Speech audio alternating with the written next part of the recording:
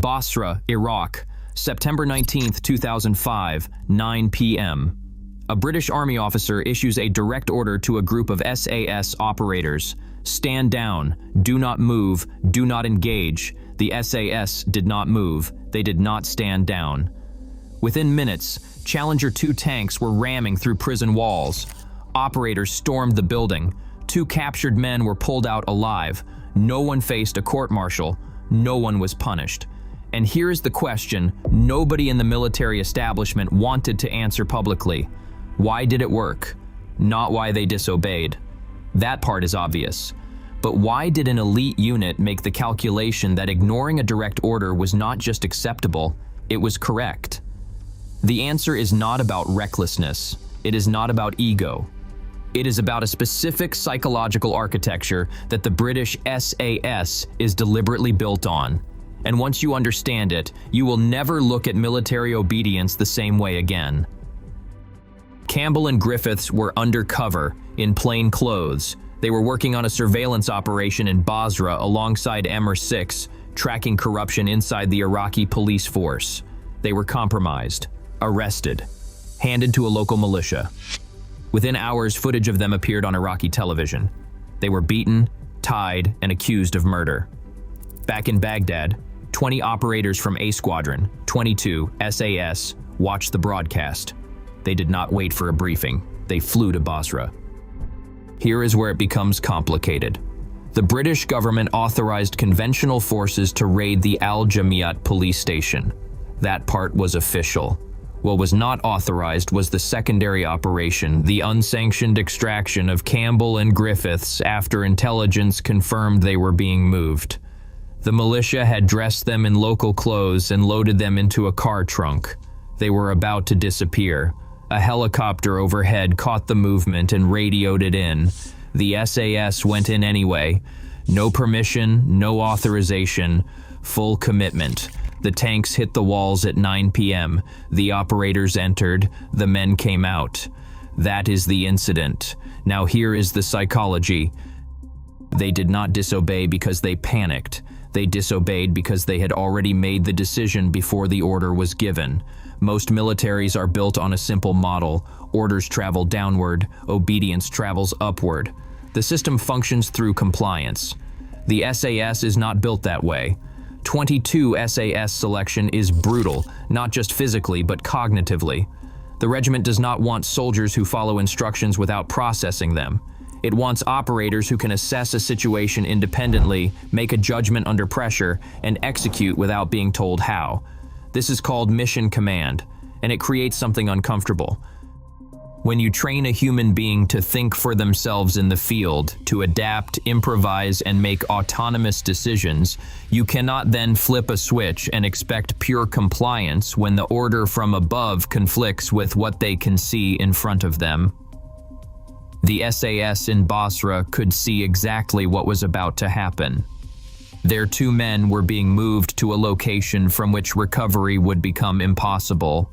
The window was closing in real time. The official order was to stand down.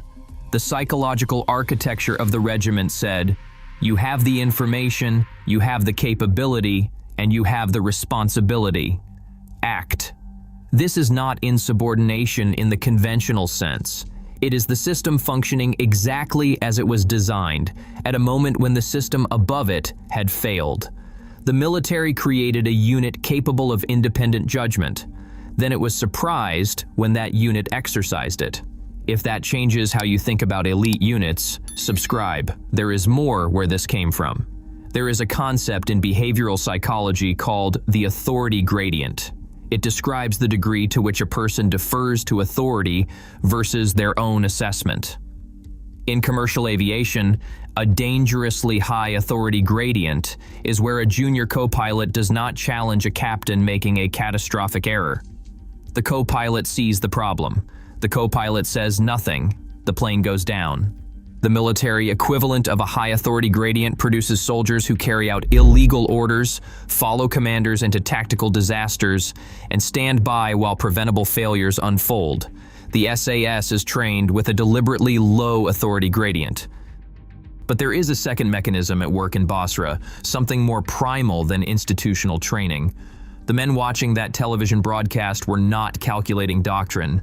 They were experiencing what psychologists call identity fusion, a state in which the boundary between self and group becomes so reduced that a threat to one member is experienced as a threat to the entire unit. The two men in that broadcast were not colleagues. They were part of the same organism. Watching them beaten on a screen while waiting for authorization was not an option the operators in that room were psychologically capable of choosing. This is not weakness. It is the deliberate product of years of shared hardship, shared selection, shared identity. The regiment builds this bond intentionally because a unit that will not leave its people behind is a unit that fights harder, holds longer, and trusts each other completely. The order to stand down collided with something the SAS is built from the ground up to make unacceptable. The order lost. It was not a moment of madness. It was the system delivering the outcome it was engineered to produce. After Basra, the British military did not court-martial anyone. There was no formal reprimand and no public disciplinary action. That silence tells you something important. When a military institution quietly accepts an outcome that technically violates its own command structure, it is making a calculation. The mission succeeded, and the men came home. The alternative, following the order and watching two operators disappear into militia custody, would have been a catastrophic failure of a different kind. Institutions protect their own logic. The British military's logic at its core is that it produces effective operators who get results. Punishing operators for getting results, even through unauthorized means, would have undermined the entire model. There is also a harder truth underneath that.